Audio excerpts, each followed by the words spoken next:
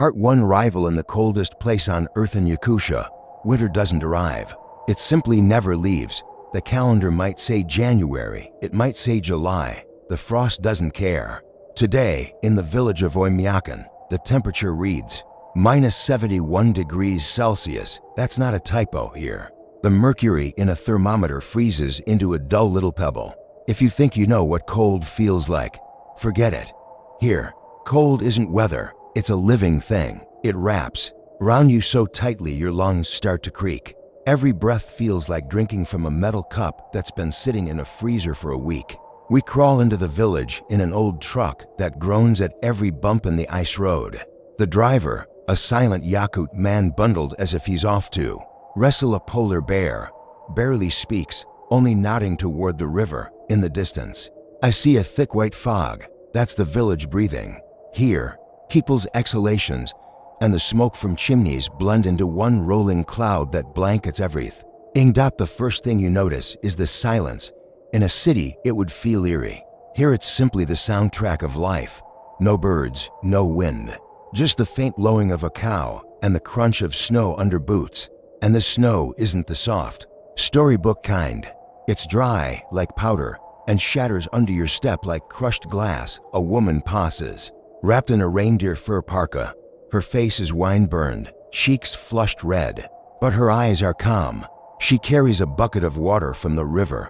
Ice is already forming on its rim. Here, fetching water is a race against time. Lose, and you haul home a frozen cylinder. Locals don't crowd around to greet us. They glance, nod, and keep walking. In Yakutia, words are like warmth. You use them sparingly. Our guide, an old man named Nikolai, waves toward his home, a squat log cabin. So tightly built the gaps between timbers look like thin wrinkles on an old sailor's face. Smoke drifts lazily from the chimney, as if even it hesitates to leave the warmth inside. The room is dim, lit only by the fire that throws flickers of gold onto the walls. Nikolai says we'll be staying with him and his family for the next 24 hours. I can't help thinking, 24 hours at -71 in a city. 1 hour without heating can feel like the end. But Nikolai smiles like we've just checked into a cozy spa. While I peel off my fur mittens, he explains there's no real morning or evening here, just light and dark, and both are equally frozen. In midwinter, the sun visits for a couple of hours before retreating, leaving the land in icy twilight. He shows me a pair of fur boots, sewn by his wife from reindeer hide. I lift them. They weigh almost as much as a cat, but without them, you wouldn't last. Regular shoes here turn into ice bricks in 30 minutes. From outside comes the barking of dogs. Nikolai opens the door, and the cold rushes in heavy as wet wool. It has a smell too, a mix of smoke, snow, and something ancient, as if this air remembers the time when mammoths still walked these lands. I step outside. The snow screams under my boots, each step as loud as breaking nutshells. On the horizon, the sky fades into a bruised purple, and the smoke from chimneys doesn't rise but drifts sideways, like even it refuses to leave the ground. This is the first hour of our day in the coldest village on Earth. And if I'm honest, I think the cold is already studying me, the way a predator studies something that's wandered into its territory. Part 2.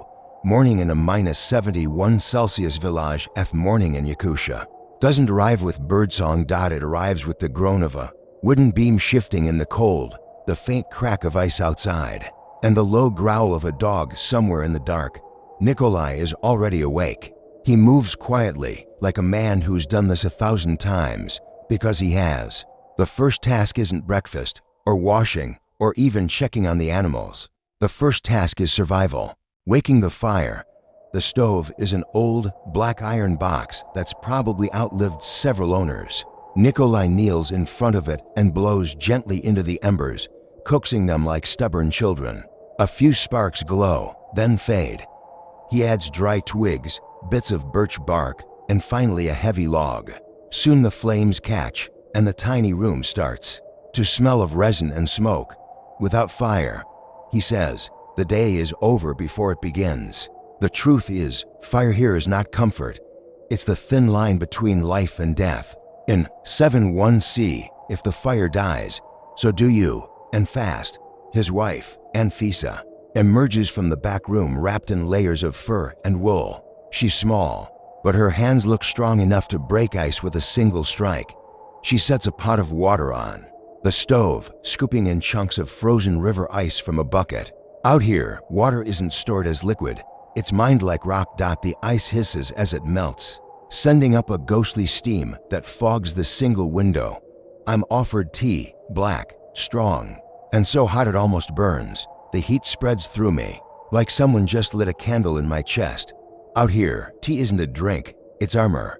Breakfast is a thick porridge made from barley, cooked slowly until it feels like it might fight back. A slab of frozen fish is set near the stove just long enough to soften, then sliced and eaten raw. Dipped in salt, it tastes cleaner than anything I've ever had, like snow that's been hiding at the bottom of the world. While we eat, Nikolai's grandson bursts in through the door, his cheeks so red they look painted. He's come to collect his boots, which were drying by the fire. His day will be spent checking traps set deep in the forest, a normal job for a boy here, though in most places it would be called an expedition. Outside, the cold waits patiently. You can feel it pressing against the walls, trying to get in. Every crack and knot in the wood is sealed with strips of cloth or moss.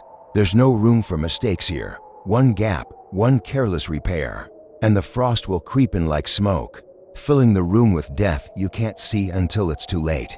Nikolai pulls on his fur hat and gestures for me to follow. We step outside and the cold hits like a blow to the chest. Your body's first instinct is to gasp, but that's a trap. Draw in too much of this air and it burns your lungs.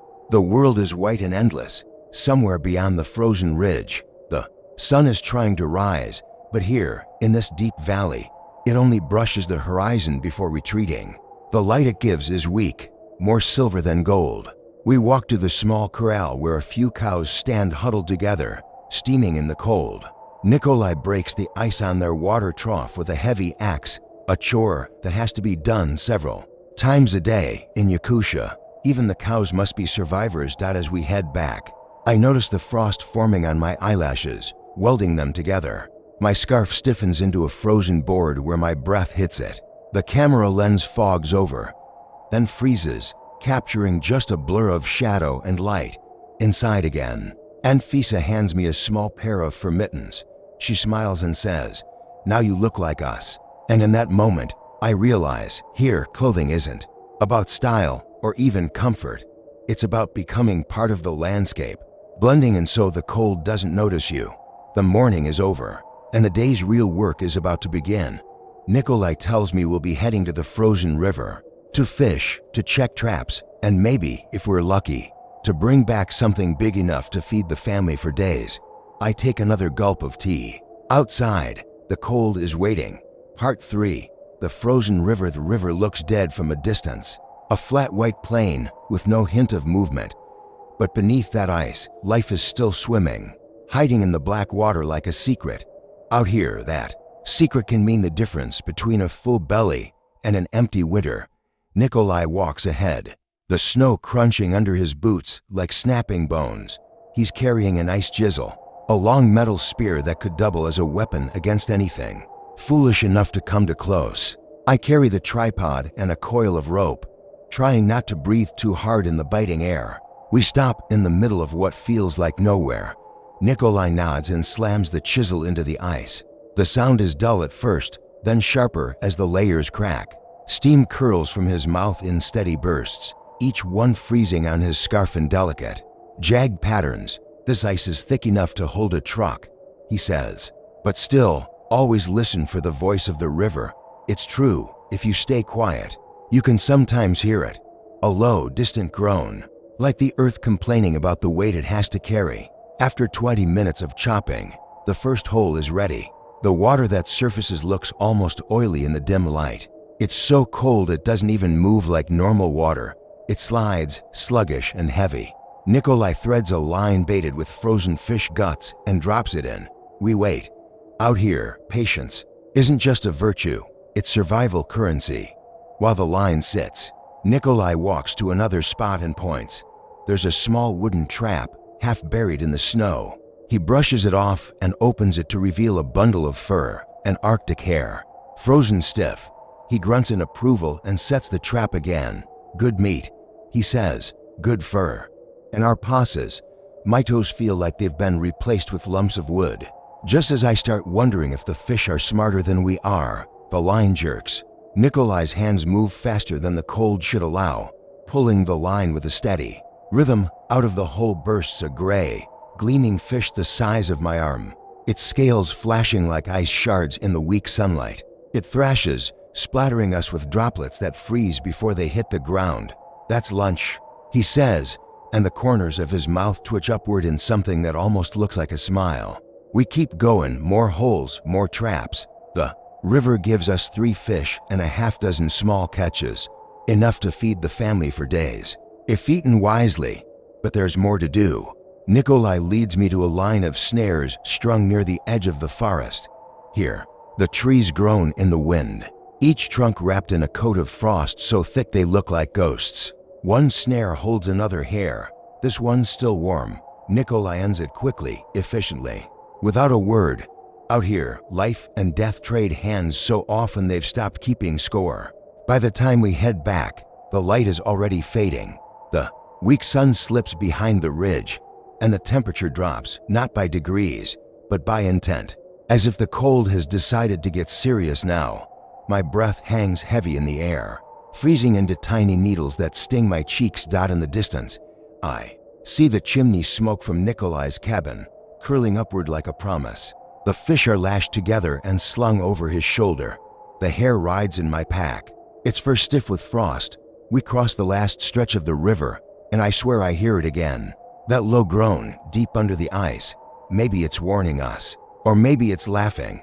Part 4, night in the coldest village. By the time we reach Nikolai's cabin, the cold has turned vicious. It doesn't just cling to you, it climbs inside your clothes, into your gloves, into your bones. Even the dogs outside have retreated into little dens carved from snow, their bodies curled into tight knots of fur. Inside, the air is thick with the smell of wood smoke and something richer, fish, sizzling in a cast iron pan, and Fisa stands over the stove, turning the catch from the river into a meal fit for kings. If kings were sensible enough to eat in mittens. The hare is skinned quickly, its fur hung near the stove to dry. Nikolai says it will be used for mittens or lining boots. Nothing here is wasted. In this place, waste is a luxury no one can afford. The table is set simply. A loaf of dark bread so dense it could double as building material. A pot of steaming tea, bowls for the fish stew. The broth is thick, salty, and full of small bones that you just swallow without fuss. In this cold, the body doesn't care about presentation, only fuel. We eat slowly, speaking little. Outside, the wind has picked up, brushing against the cabin walls with a soft, steady hiss. The sound reminds me of waves, except here the ocean is frozen solid, and the waves are made of air sharp enough to cut. After dinner, Nikolai leans back in his chair and begins to carve something from a piece of reindeer antler. His hands move like they've memorized every motion. I ask him what it will be, and he shrugs. Maybe a knife handle, maybe something else. In the winter, you don't plan, you just make. The boy sits nearby, patching a tear in one of the mittens. He works without being told, needle flashing in the firelight. In this village, children grow into the work the way trees grow into their roots, quietly, without ceremony. Later, we step outside for a moment. The sky above Yakutia at night is a thing the rest of the world should envy, black as coal, pierced with more stars than seems fair. The cold makes them look sharper, as if they might fall and cut you. I can hear the snow settling, the ice shifting somewhere far off. The village is quiet, save for a distant bark and the faint groan of the river under its frozen armor. Even my breath feels too loud. Back inside, Nikolai tosses another log into the stove. The fire crackles, throwing sparks that vanish into the dark. He pours the last of the tea and raises his cup slightly. Not a toast, just a small acknowledgement. I do the same. Before bed, he says something that sticks with me. In this place, the cold is always watching. You don't fight it. You learn to live so it doesn't notice you. I lie down under a pile of reindeer furs, The heat from the stove seeps into me, and for the first time all day, I'm not shivering. Outside, the cold prowls around the cabin, like a patient animal. Inside, the fire holds its ground. Tomorrow will be the same frost, the same work, the same quiet fight to keep the cold at bay. But that's the way it is here. In the coldest village on Earth, survival isn't a story, it's just life.